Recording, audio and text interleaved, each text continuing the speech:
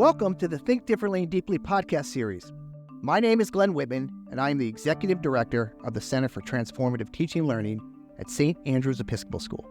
The CTTL's vision is a world which every teacher understands how every student's brain learns. Not only does the CTTL support 100% of St. Andrew's preschool through 12th grade teachers and school leaders toward that vision, but we globally share promising research and strategies in the science of teaching and learning through workshops, digital tools, and publications like Think Differently and Deeply with educators from around the world.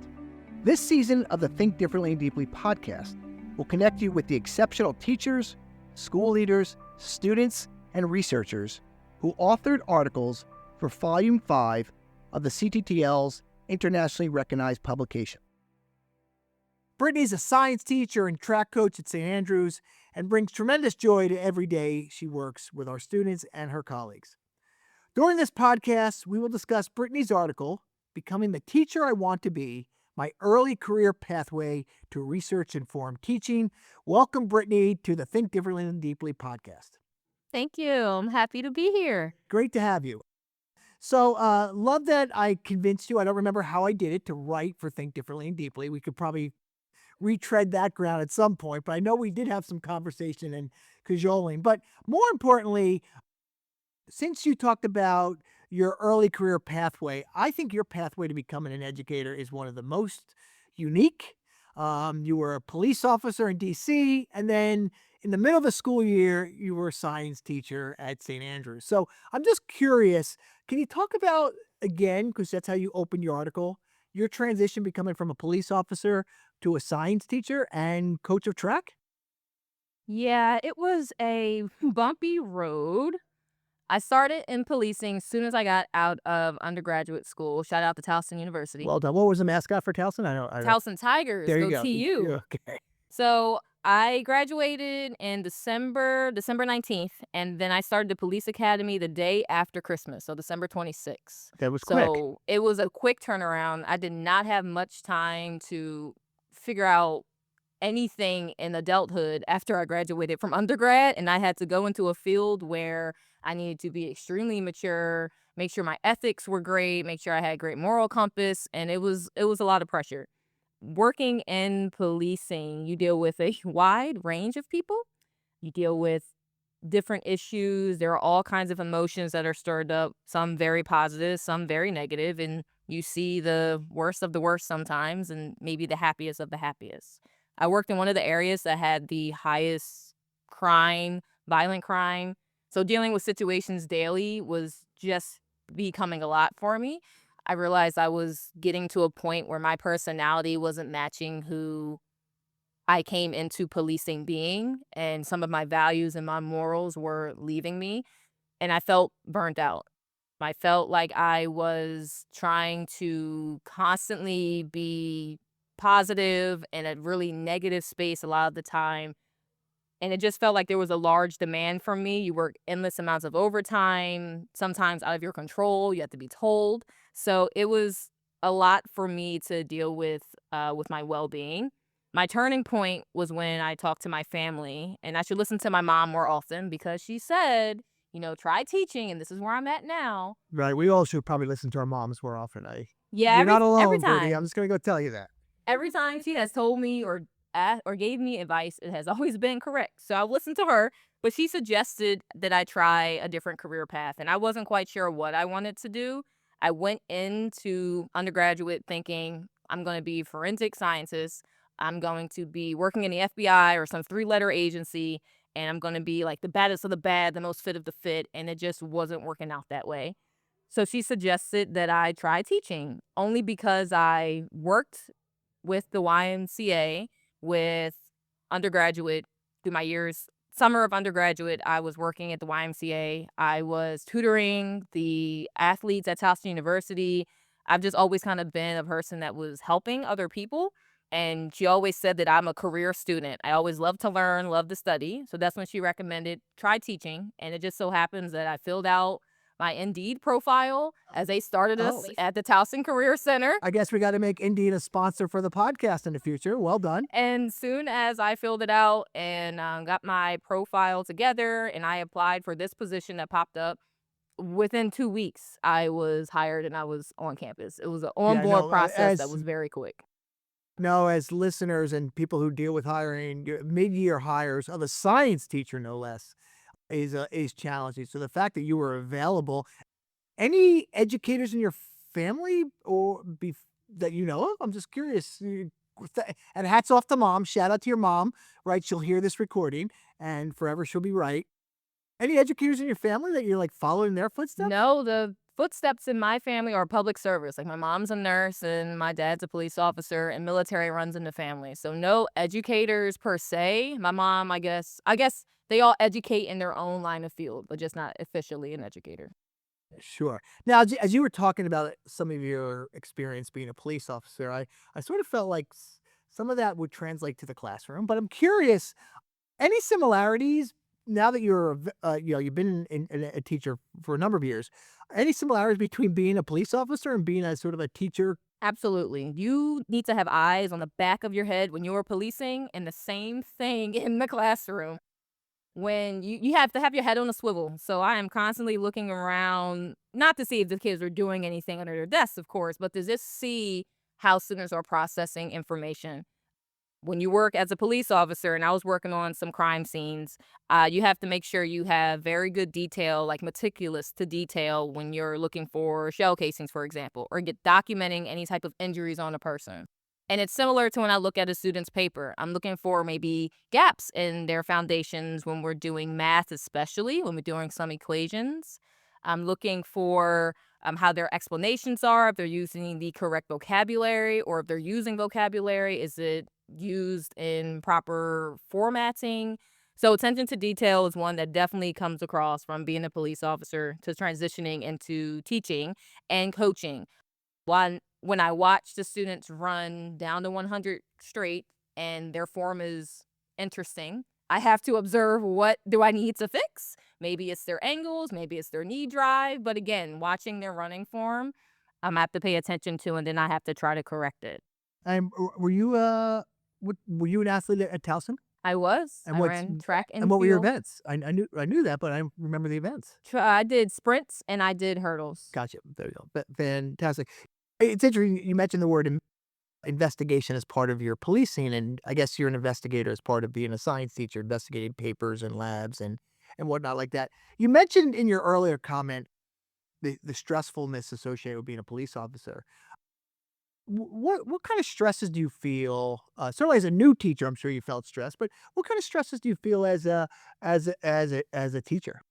Some of the stresses that I constantly feel or have felt was trying to make sure that I was getting all the information that I needed to my students to make sure they came out of chemistry feeling like they accomplished or learned something. Trying to ensure that they learn particular topics, particular content, to stay on task with that throughout the year, because you have snow days and you have assemblies, and sometimes your schedule just gets thrown off. So that has been a stressor, to feel like I need to accomplish or get to a certain point in the year to make sure they have retained or gained the information necessary. I also think that it's the stress of being responsible for 60 plus students in my class, for all of their well being, not just their educational well being or just how they're performing in the classroom, but their mental well being too. Chemistry is not everybody's favorite No, topic. it's challenging. It's a good challenge. So you have some people that are great, love chemistry, great experience. Other ones, not so much. And there's a lot of in between depending on what unit we are on and how comfortable you are with solving equations and your math and deciphering practice problems that are a little bit wordy.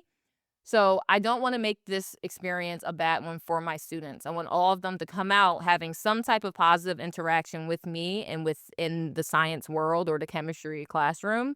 And that has been a huge stress, because they are so focused on grades and making sure that they achieve the honor roll, where sometimes I have to just take a moment and pause and say, this might not have been fully grasped. Let's take a step back and try to evaluate what we did wrong, what we can do to move forward in a positive direction. And hopefully that doesn't deter anybody or any of my students from not trying their best or making mistakes.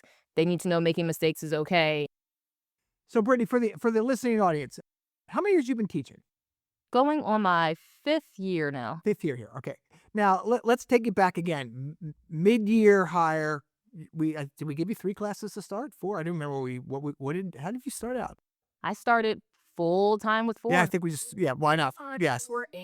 Yeah, there you go. Why wait, right? But as your article's about your early career pathway, I'm curious, what did you find helped you in those early days of being an educator, right?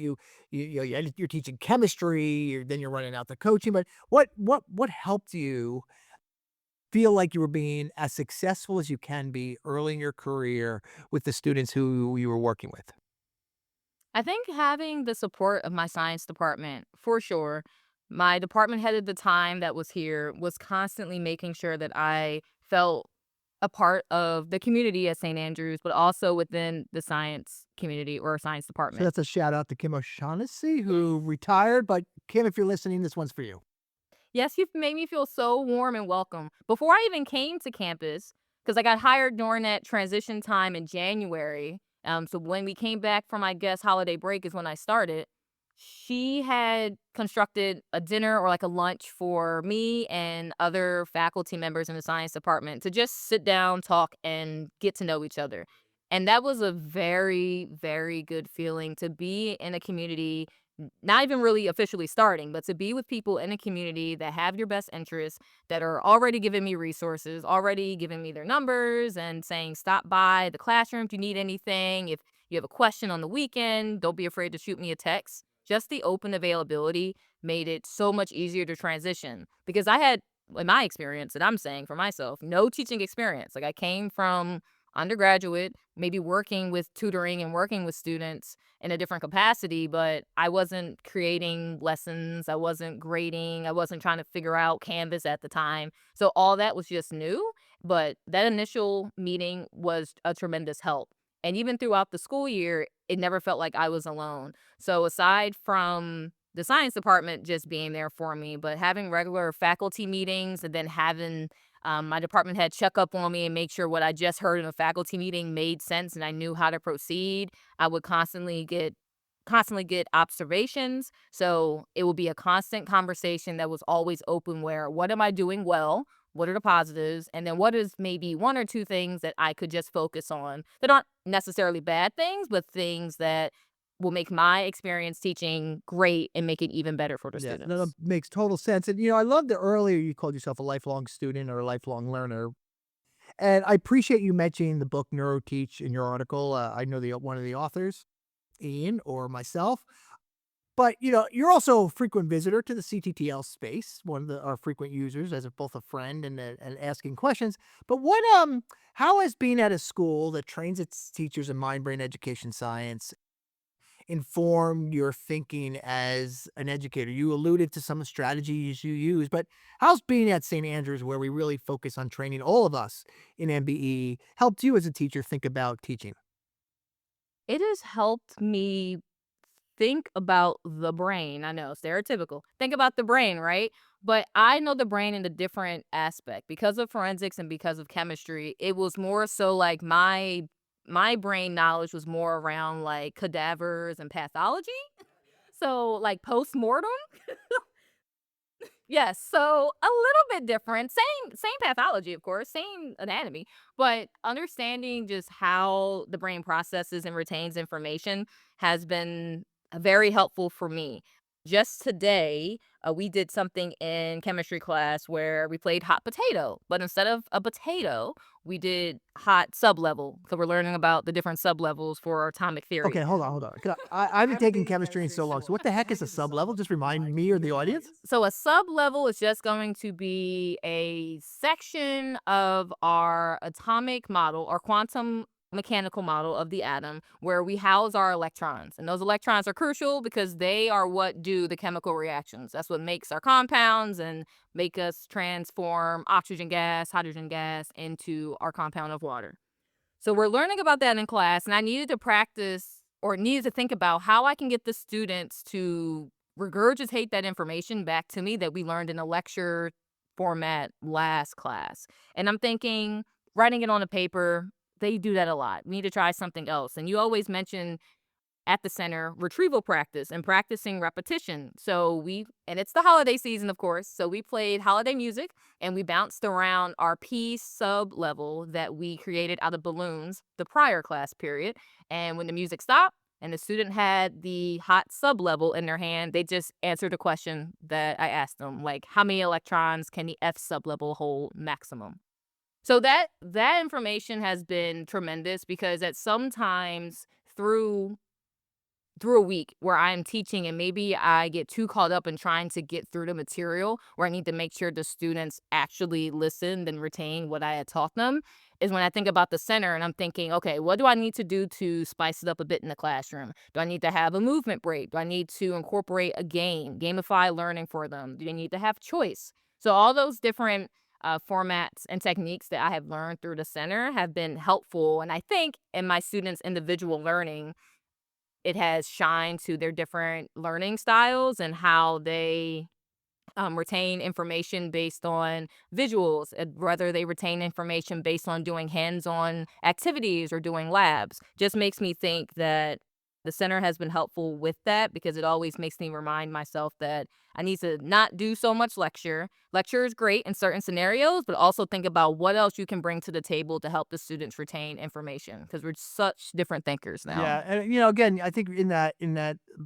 just that answer, you've talked about the multiple modalities you use in your instruction, often starting with some direct instruction, some lecture to sort of set the content, but then trying to make it sticky. And I know you use things even like we have a great picture of whiteboard paddles. I know you're a big fan of, and your dual coding you mentioned in your article, and your use of models and worked examples. So really impressed that like in such an early part of your career, you're bringing in the research informed strategies that seem to be most effective for the learning variability that exists in our classrooms. So really good modeling. So thank you very much for doing that.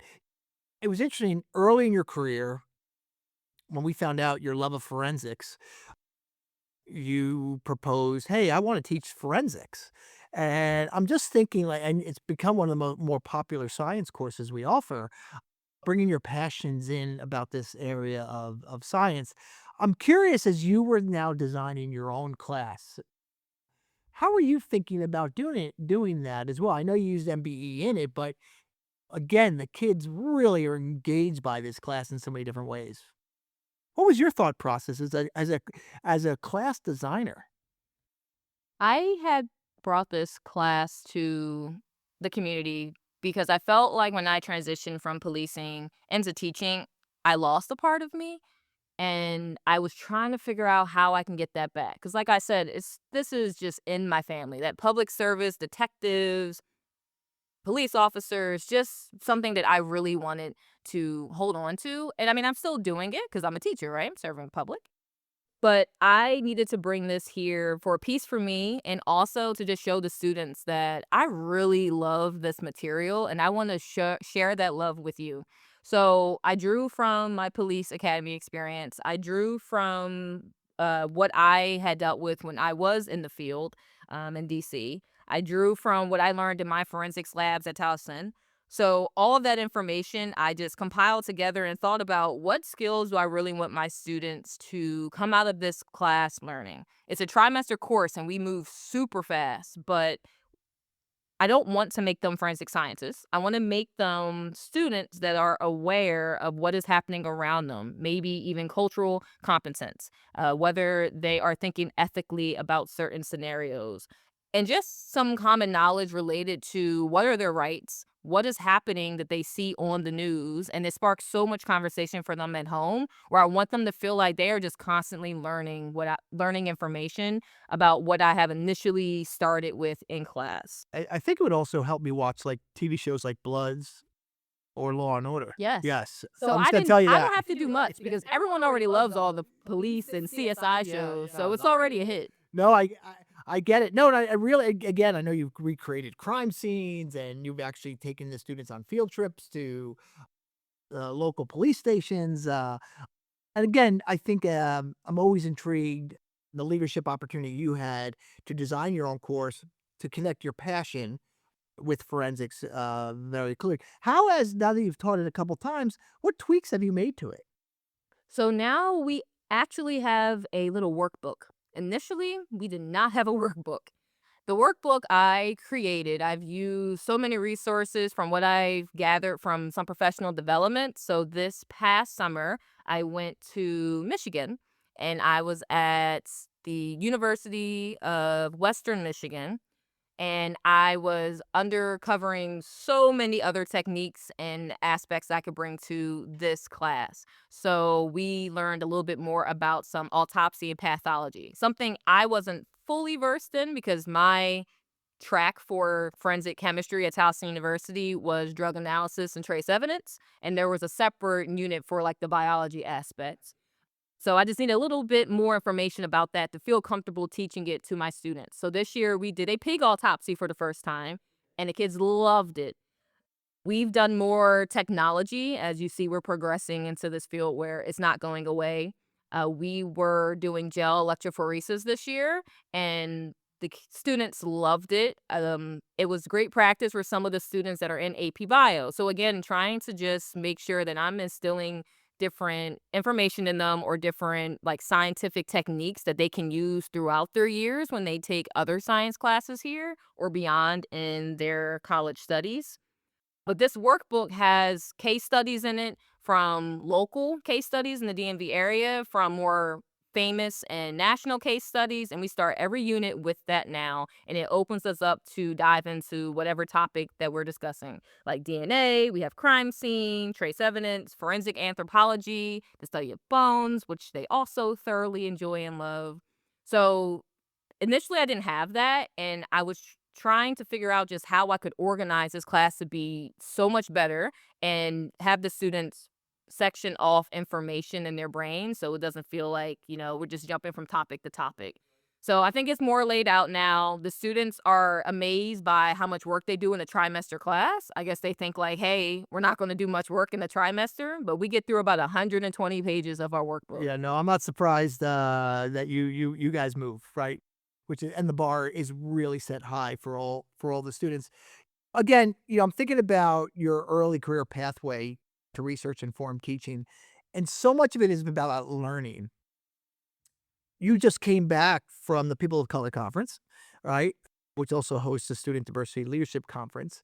I remember also, I don't know if it was after your first or second year, you spent like a summer doing like chemistry classes, like you did some ridiculous. Yes, I took organic biochemistry again, which, as people know that have taken that course many times, you learn something new every single time you take Right, it. right. So learning, I find early career, like learning the content of your course, learning the not only the content of the curriculum, but the pedagogy. But when you go to conferences, and let's, again, just coming back from the National Association of Independent Schools POCC conference, like what was that conference like for you? That conference was a lot to take in. First, I had to get myself into the mind that I needed to go to this conference.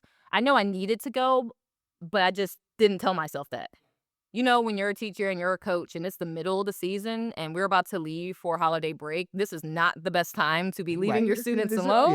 I think it's teachers have a hard time leaving any time, but you're right. Yeah, absolutely. It just took a lot for me to build up the courage to leave. I had all these, well, who's going to run this and who's going to make sure they get this done? And I just had to say, stop. Let me just take a moment. My students will appreciate it if I went somewhere, did something for me, and I came back and gave them all the experience that I learned. Yeah, and I want that point is so important, and I love that you said do something for you, and you'll come back even a better teacher or a better coach or in a better mindset about being an educator. So I love that you said that. Yeah, keep going though. So and the conference was Denver? Yes, it Okay, was in Denver. okay. Surprisingly warmer there than what it was here. It was. Yeah, so again, the point I want to make convey is like you really are a seeker of learning and experience. So at the People of Color Conference, again, cognitively overloading. I know I've been there. It's enormous. What was it like for you? What did you bring back? How are you changed because of professional development? I went into there being intentional about what sessions I was going to pick. And my first session that I attended, besides the initial keynote speaker opening, but my first session that I picked where I went on my own was trying to build confidence in the community that you are in and the difference between success and excellence. When I initially came to St. Andrews, not having teaching experience, and even though I had the support of the science department, the support of everybody here, staff and faculty, to do well, I was not fully sure that I was actually doing well. I had a hard time telling myself that I am successful or the students are learning or you are doing a good job. And it took me a few years to get through that. I say recently, within this last year, there's been a complete switch in my confidence level with teaching. And the conference just made myself more aware of that. I now know that I am successful. I'm successful in the terms where I left a completely different career path and started something opposite almost. We're seeing the worst of the worst, and now I'm seeing like the best of the best with the students having these light bulb reactions in class when I teach them. And that is success. What I'm trying to build now for myself that I'm realizing is excellence. Like success was like my low bar. Like that's just where I began. Now to excel and to get myself to the next ladder or the next level of my ladder, I need to be focusing on my belonging aspect with my students, how I'm building relationships with them inside and outside the classroom. So when they do have me in class, that we can continue to build on that relationship, but also help strengthen the relationship that they have with science, whether it's in chemistry or in my forensics class. With the conference, noticing just everyone around us is someone that is going to support inclusion, belonging, even equity was an eye opener for me because I didn't know the statistic was so small, but there's a small percentage of science teachers that identify as African American or Black, and it's not double digits. So that alone was just very eye opening to where I again took the step back and said, okay, I am successful. I am in this field that is not really high right now with Black females or representation in general.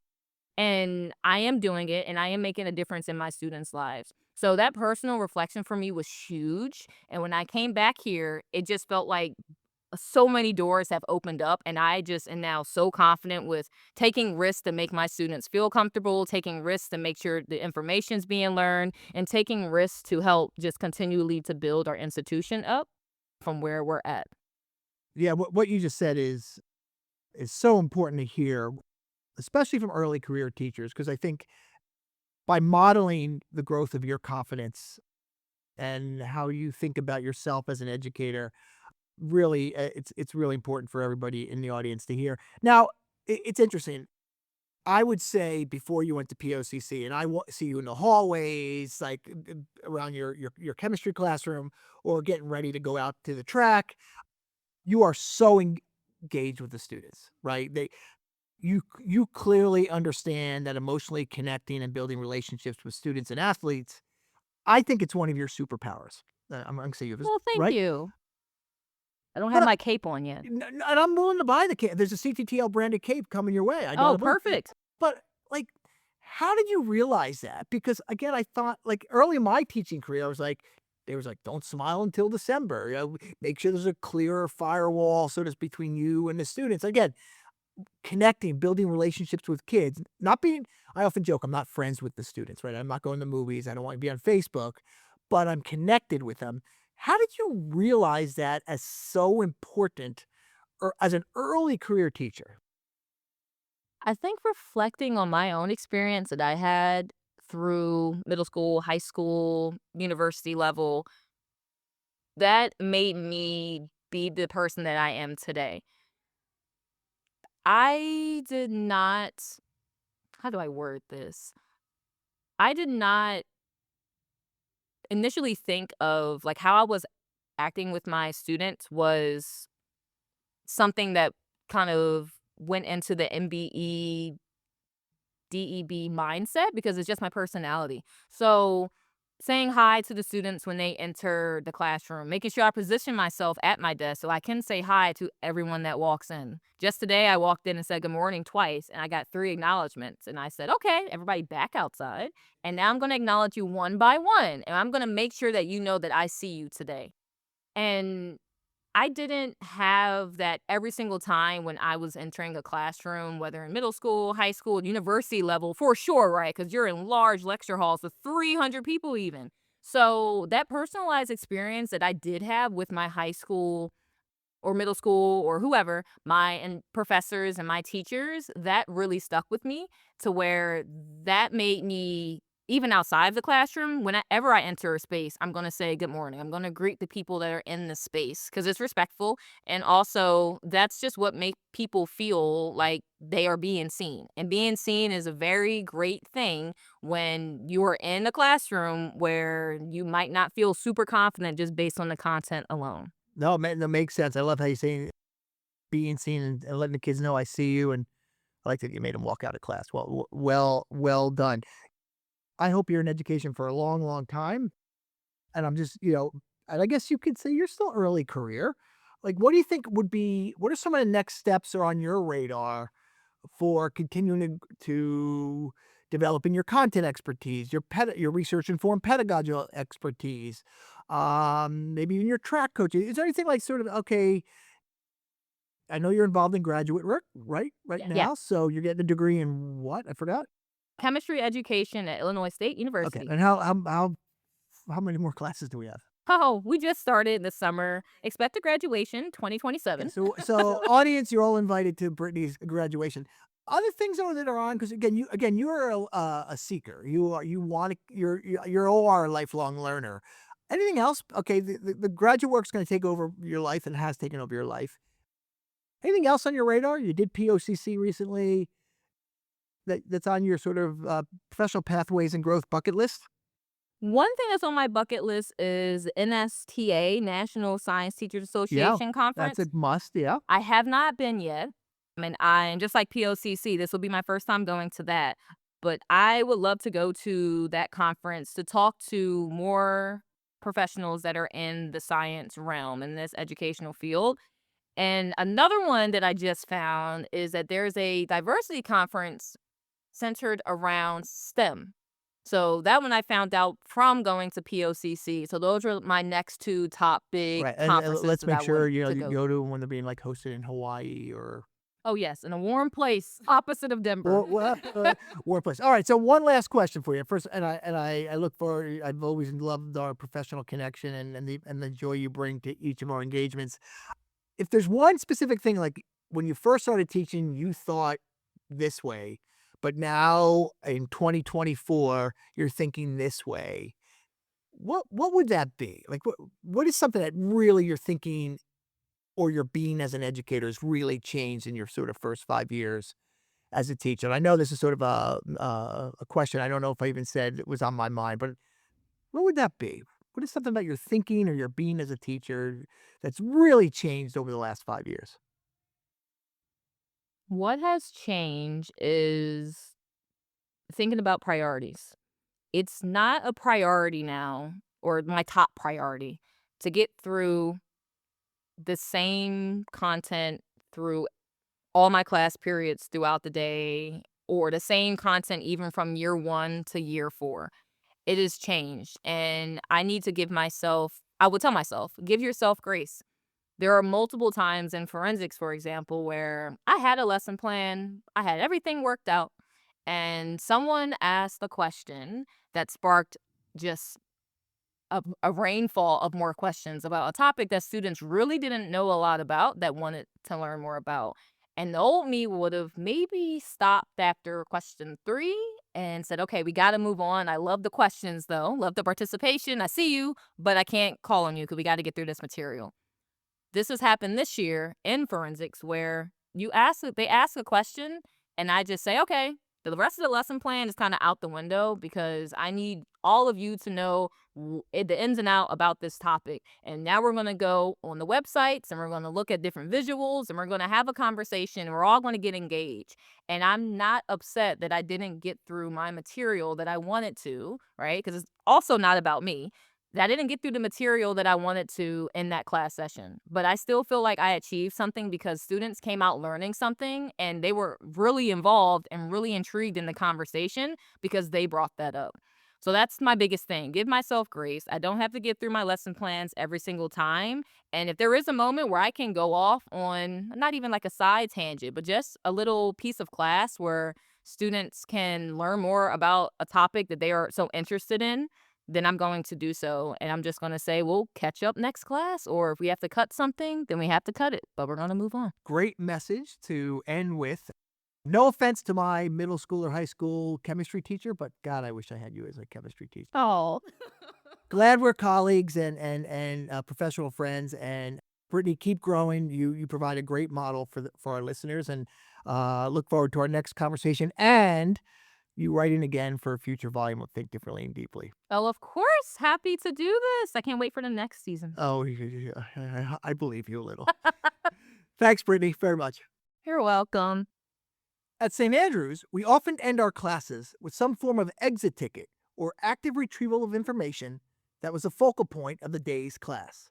We know from mind, brain, and education research that if students don't start recalling or using their learning, they are bound to forget it. So in that research-informed spirit, here is your exit ticket. Playing off of Brittany's article title, what has been your pathway to research-informed teaching? Tweet your answers to @theCTTL. We look forward to seeing what you come up with. You can learn more about us at thecttl.org, and you can connect with us on X @theCTTL, LinkedIn, or Facebook. If you like what you heard, please subscribe to the podcast on Apple Podcasts or wherever you listen to podcasts. That's a lot of podcasts. And while you're there, please leave us a review, as this action will help us reach and benefit others like you. Thanks for listening.